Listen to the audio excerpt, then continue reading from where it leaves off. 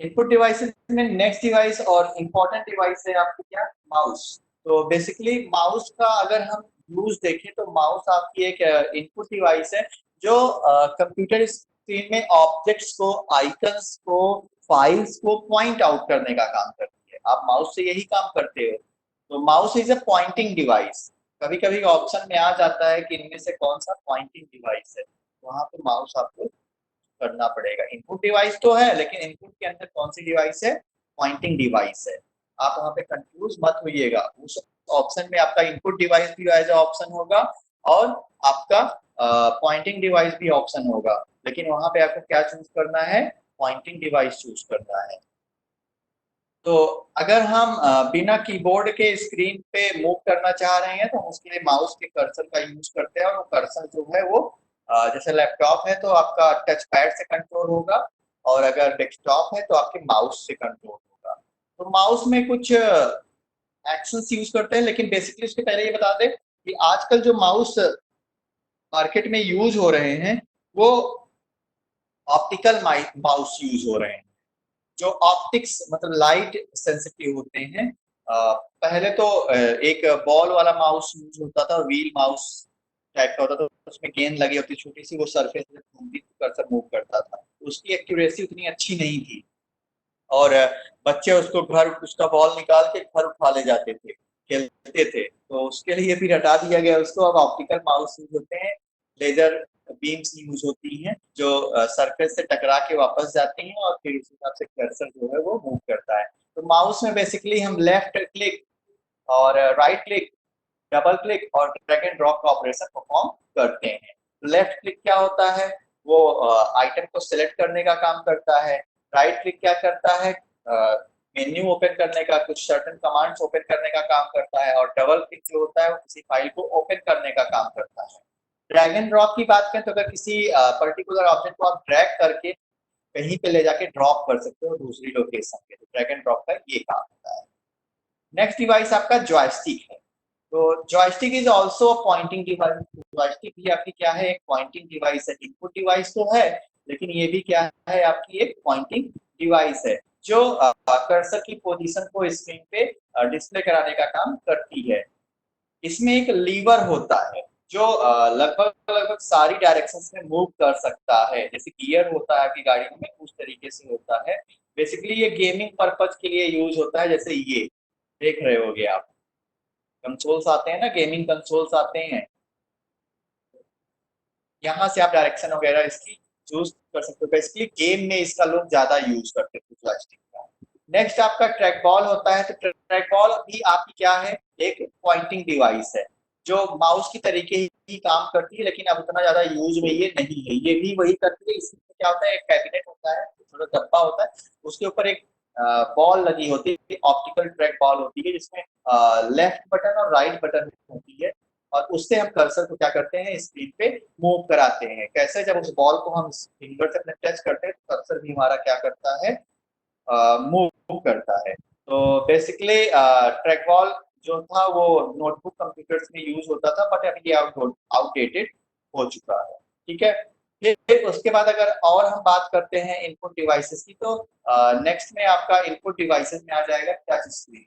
Touch screen आजकल बहुत ही common हो गया है। आप एटीएम में जाते हो या फिर आप कहीं प्रिंटिंग मशीन वगैरह में जाते हो तो आप टच सेंसिटिव डिवाइसेस का यूज करते हो। ये भी आपकी क्या है, पॉइंटिंग डिवाइसेस हैं, और इनपुट डिवाइसेस के अंदर ही आती हैं, जिसमें आप क्या करते हो, फिंगर से मेन्यूज को या ऑप्शंस को टच करते हो। तो टच सेंसिटिव होती है, तो टच में जो प्रेशर लगता है स्क्रीन पे, उस प्रेशर से वो आइकन पर्टिकुलर ऑप्शन जो है वो एक्सक्यूट हो जाता है। तो touch screen enables the user to choose from available options by simply touching with their fingers the desired icon or menu displayed on the screen।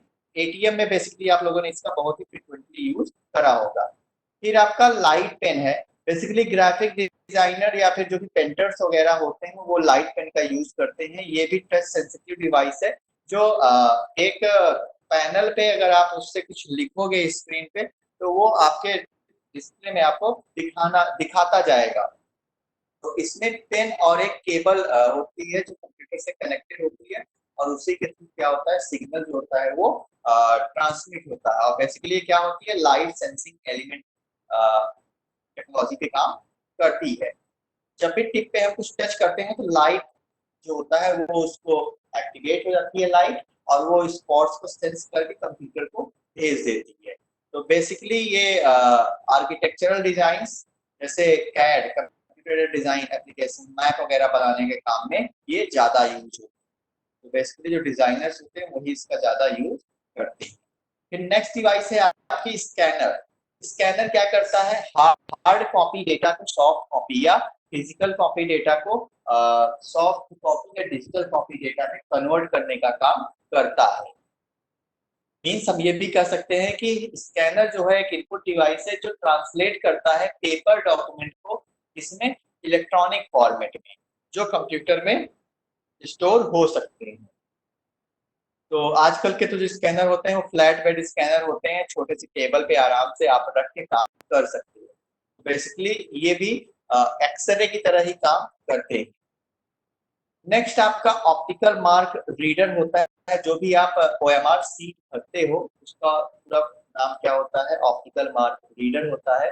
ये एक ऑप्टिकल स्कैनर होता है जो ये भी लाइट सेंसिटिव टेक्नोलॉजी पे काम करता है। जहाँ डार्क होता है उसको वो रिकॉग्नाइज करता है, और जहाँ पे डार्क नहीं होता उसको वो रिकॉग्नाइज नहीं करता है। इसीलिए जब आप गोला करते हो तो ब्लैक पेन से बोला जाता है, क्योंकि ब्लैक पेन ज्यादा लाइट रिफ्लेक्ट करता है।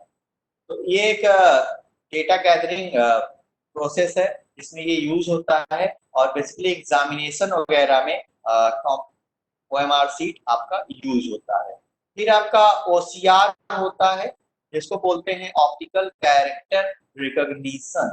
क्या बोलते हैं, ऑप्टिकल कैरेक्टर रिकॉग्निशन। ये भी एक ऑप्टिकल स्कैनर होता है जो अल्फा न्यूमेरिक कैरेक्टर्स को रिकॉग्नाइज करने का काम करता है, जो कि पेपर पे लिखे जाते हैं। यहाँ से लाइट जो है वो रिफ्लेक्ट होती है और कंप्यूटर जो है वो रिकॉग्नाइज करता है कि पर्टिकुलर डेटा क्या है। ये OCR का काम होता है।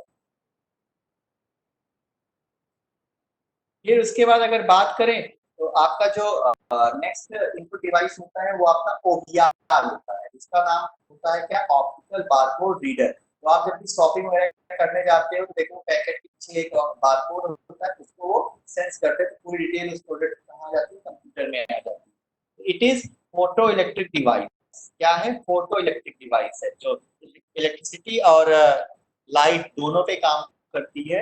बेसिकली क्या करती है, लाइट उस बारकोड पे एक लाइट पड़ती है, तो उस बारकोड की पूरी इंफॉर्मेशन वो इलेक्ट्रॉनिक फॉर्म में कन्वर्ट कर देता है। तो वर्टिकल बार्स होते हैं और डिफरेंट डिफरेंट बिट्स के, कुछ डार्क होते हैं कुछ हल्के होते हैं। इस पे लाइट जब पड़ती है तो वो उसकी इंफॉर्मेशन क्या करते हैं, अल्फा न्यूमेरिक डेटा के फॉर्म में कन्वर्ट कर देते हैं। ठीक है। और बेसिकली ये 10 डिजिट्स के होते हैं।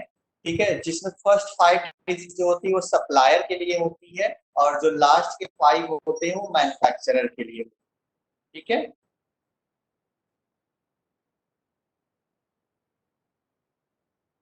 सॉरी, यहाँ पे गलत हो गया कि फर्स्ट 5 डिजिट जो होते हैं वो सप्लायर या मैन्युफैक्चरर के लिए होते हैं, और जो सेकेंड 5 होते हैं वो आइडेंटिफाई करने के लिए होते हैं कि पर्टिकुलर प्रोडक्ट क्या है, किस तरीके से है। ये चीजें वहां पे आइडेंटिफाई करते हैं। फिर आपका आता है MICR, magnetic ink character reader. Basically bank cheques जो आजकल चेक आ रहे हैं उनमें ये यूज होता है। चेक में एक विशेष मैग्नेटिक इंक यूज करी जाती है जिसमें, जिसको MICR चेक भी बोलते हैं। उससे क्या होता है, ये उसकी ऑथेंटिसिटी चेक कर लेते हैं कि ये ओरिजिनल चेक है या नहीं है। बेसिकली यहाँ पे देखो लिखा हुआ है कि banking industry for the processing of cheques, MICR use होते हैं। उस MICR इंक से कस्टमर की पूरी डिटेल निकाल लेते हैं। फिर कुछ स्पीच रिकग्निशन सिस्टम्स भी हैं, जैसे computer system based sound card हो गया, स्पीच रिकग्निशन सॉफ्टवेयर हो गया, माइक्रोफोन हो गया। ये भी आपके कुछ इनपुट डिवाइसेस होते हैं। तो ये कुछ आपके कॉमन इनपुट डिवाइसेस है जो आपके कंप्यूटर में फ्रिक्वेंटली यूज होते हैं। नेक्स्ट में हम लोग आउटपुट डिवाइसेस के बारे में देखेंगे।